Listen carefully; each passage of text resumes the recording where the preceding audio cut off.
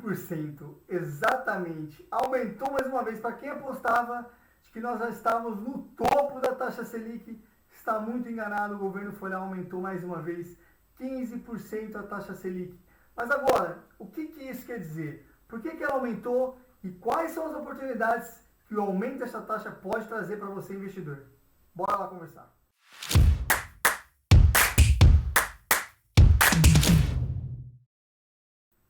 Bom, filé aqui na área mais uma vez. E agora no vídeo, como vocês viram, a gente vai conversar um pouquinho sobre o que está acontecendo no mercado brasileiro. O negócio está um caos, a taxa Selic só aumenta, vai tudo virar pó, os ativos voláteis caem lá pro ralo. Exatamente.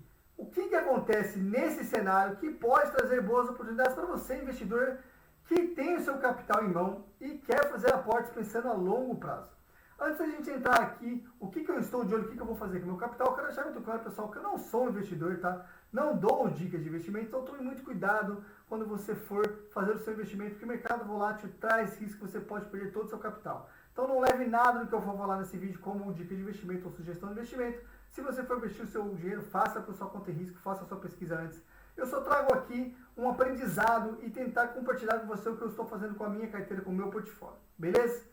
Agora bora lá, taxa Selic a 15% ao ano, cupom eleva a taxa Selic mais uma vez para 15%, a maior taxa dos últimos 20 anos, pessoal, exatamente.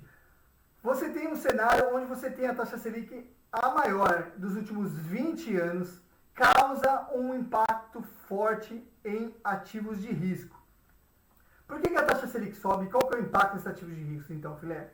Bom, a taxa Selic, pessoal, é um remédio amargo que nós temos para o controle da inflação, ou seja, toda vez que a inflação começa a subir, o governo, para tentar controlar a inflação, vai lá e aumenta a taxa de juros, tá?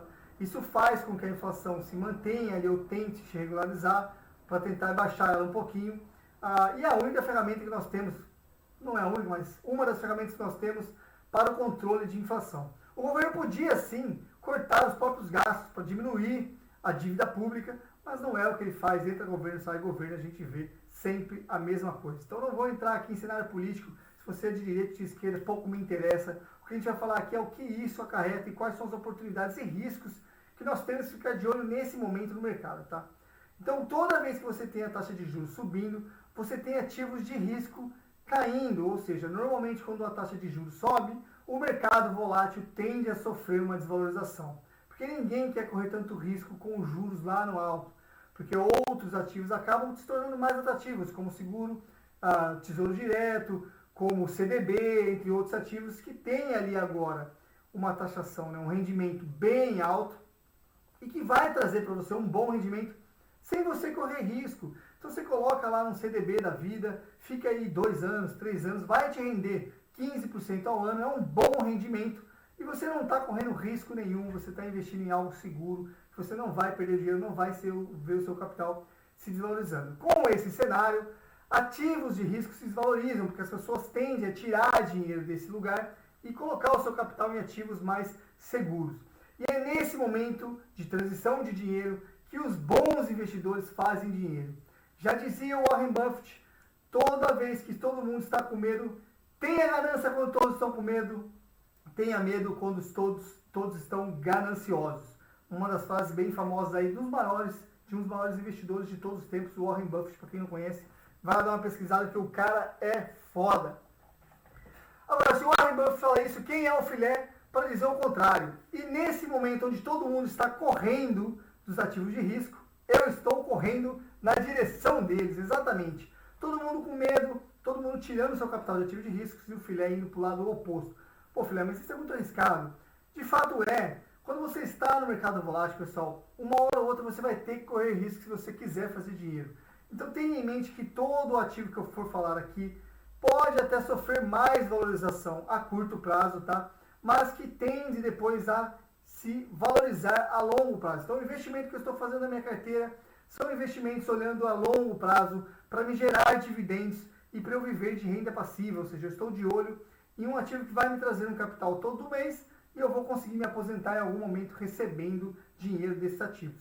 Então estamos falando especificamente de empresas que paguem dividendos e de fundos imobiliários, exatamente, fundos imobiliários que já foram os queridinhos aí do mercado brasileiro, nesse momento sofrem uma desvalorização, porque de novo, os juros aumentando, esses fundos acabam sofrendo bastante. E é nesse momento que eles podem trazer sim possibilidades e trazer aí até a comprar ativos que estejam com 50%, 40% de desvalorização, bem baratos para quem está investindo a longo prazo. No meu caso, eu vou fazer um vídeo, inclusive, mostrando para vocês o meu portfólio, mostrando a minha carteira ali do Brasil, só para mostrar o que eu tenho na minha carteira e onde eu vou colocar os meus próximos aportes. Mas nesse momento eu tenho muito Banco do Brasil, tá, pessoal? A gente pode até entrar aqui rapidinho no Banco do Brasil, deixa eu mostrar para vocês.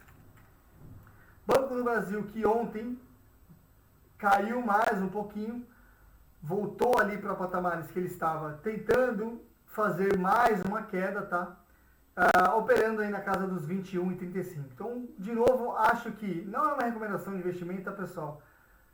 Mas o Banco do Brasil é uma das empresas experientes do Brasil, uma das empresas que melhor paga dividendo ao longo dos últimos anos. É uma empresa que tende a trazer bons resultados a longo prazo, tá? Então, a gente colocar aí em gráficos mensais, você vai ver que o Banco do Brasil só se valorizou ao longo dos últimos anos, tá? Quem comprou ele lá embaixo, olha isso aqui. Ele tem sim, em alguns momentos, uma desvalorização. Vocês podem ver aqui, tá vendo? Desvalorizações até significativas. Teve cenários ali que o Banco do Brasil chegou a cair 60%, tá? E que é o que está acontecendo nesse momento. Ele está caindo aí 30% aproximadamente. Então nós podemos ter, ainda tem espaço para mais queda. Mas você vê que depois de um tempo ele volta a se valorizar e tende a continuar subindo, beleza? Eu tracei aqui para vocês no gráfico possíveis regiões de suporte que temos no Banco do Brasil. Essa que nós estamos chegando agora, estamos bem em cima dela, é uma delas, tá? Então ele pode aqui ter um repique a partir de agora, voltar a subir. Então podemos ter aqui esse cenário, tá? Que é um cenário que eu acho bem provável que aconteça. Mas a gente pode também ter um segundo cenário, que ao invés de parar aqui onde ele está nesse momento, ele pode buscar ali a sua próxima resistência. Então nós estamos falando do Banco do Brasil, viu, que bateu aqui, não segura, vem aqui embaixo, depois faz algo assim, tá bom? Se a gente colocar aqui, eu posso tentar colocar para vocês aqui, vamos ver a EMA nesse momento, ó.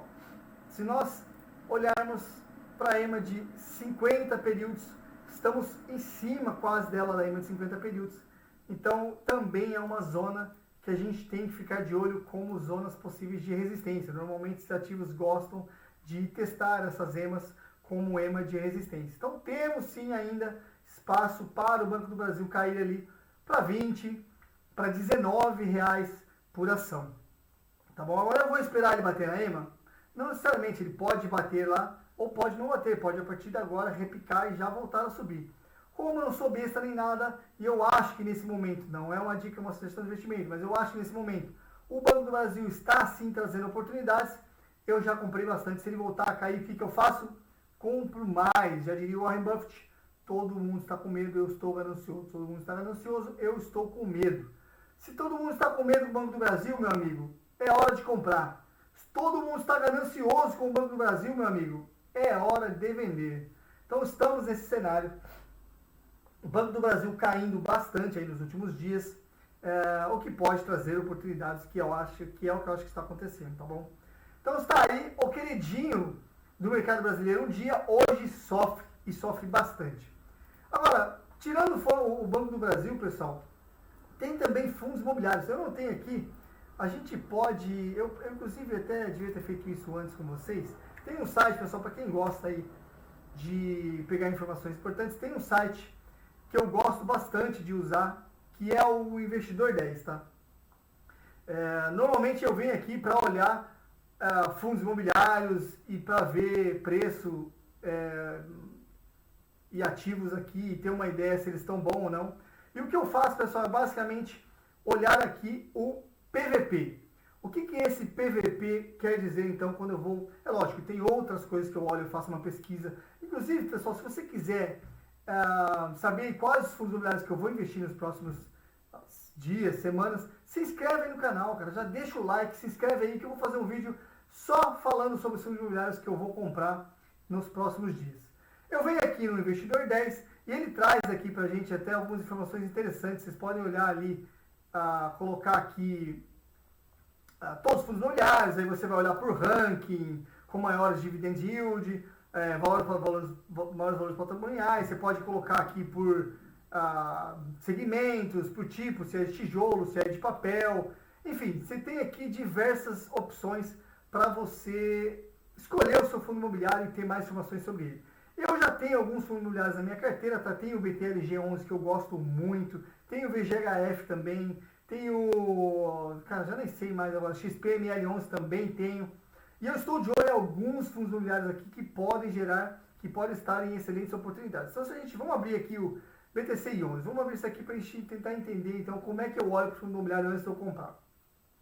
Bom, pessoal, eu tenho aqui alguns indicadores que eu gosto de olhar. Primeiro que eu vou em alguns fundos imobiliários, como eu tenho poucos e eu ainda estou construindo minha carteira, eu acabo indo para os mais famosos, tá? Que tem uma maior liquidez, ou seja, se eu quiser vender esse fundo imobiliário, ele é muito mais negociado na Bolsa de Valores, então eu vendo e compro ele muito rapidamente.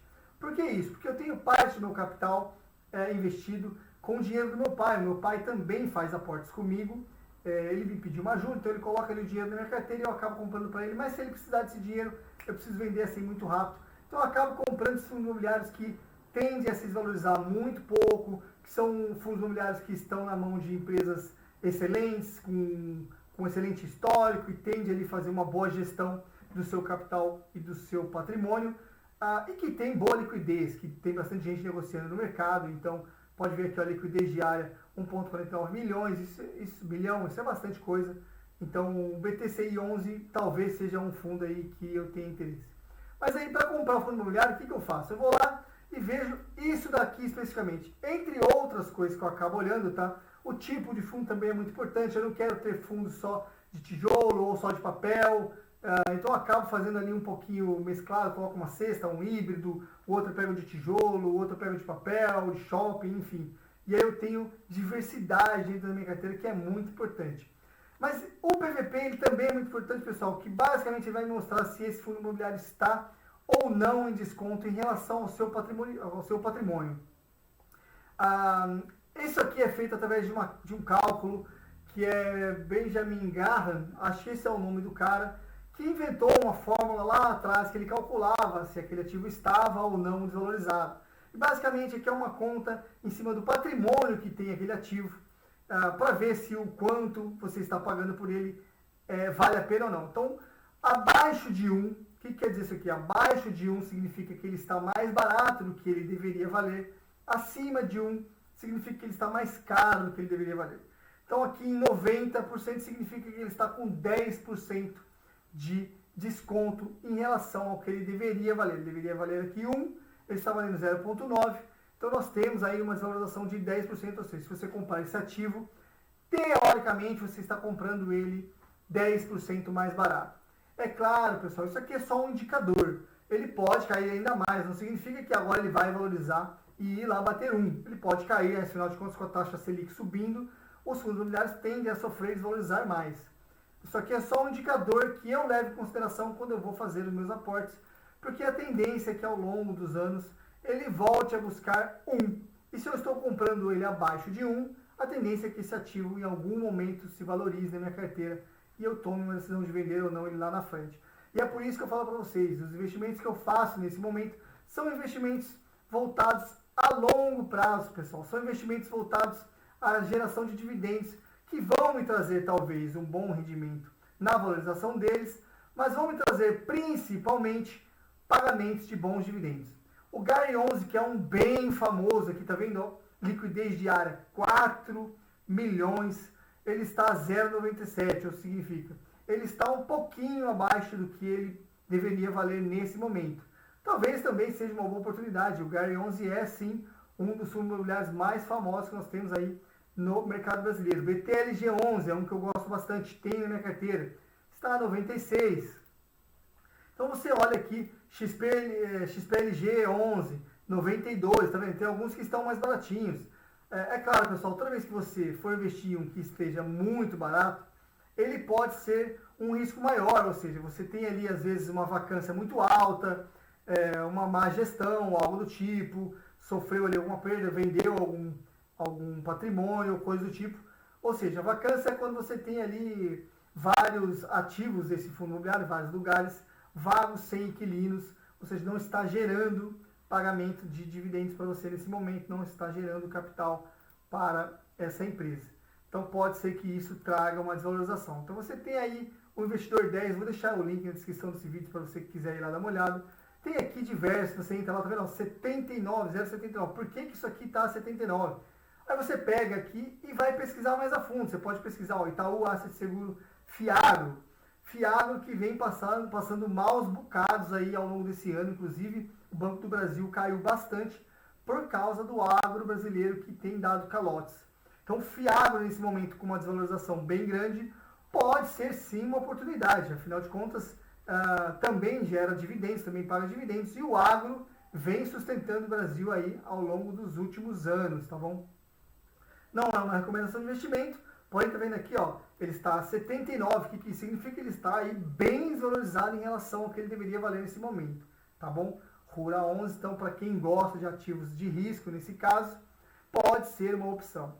Então, pessoal, para o vídeo de hoje, eu queria falar mais especificamente aí sobre, um pouquinho sobre fundo imobiliário, sobre ações que podem gerar bons dividendos, mas eu quero fazer depois um vídeo mais a fundo sobre quais são os ativos que eu realmente comprei e trouxe para minha carteira, e aí com um estudo mais a fundo, por que eu resolvi comprar esse ativo. Então, se você não quer perder esse tipo de vídeo, se inscreve aí no canal, taca o dedo nesse botão de se inscrever que eu vou trazer vídeos aqui semanais, inclusive eu estou fazendo vídeo diário sobre criptomoeda, mercado tradicional, mercado do Brasil, dos Estados Unidos, você não quer ficar de fora, beleza? Então, para você que ficou até aqui e curtiu o vídeo, deixa o gostinho. Eu nunca peço o gostinho no começo do vídeo, eu preciso começar a pedir, porque eu vejo que muita gente assiste meu vídeo e acaba não deixando like. Galera, não custa nada, velho. É de graça aí pra você. Deixa o dedo aí nesse like para ajudar o canal, para me incentivar. Comenta se você tiver alguma dúvida, eu respondo sempre os comentários. Ou nem se você tiver dúvida nenhuma, comenta aí, pô, filé, gostei do vídeo, eu não gostei do vídeo, ficou uma bosta. Não tem problema nenhum, comenta aí para ajudar o canal. Se inscreve para não perder os próximos vídeos, a gente se encontra lá. Tchau!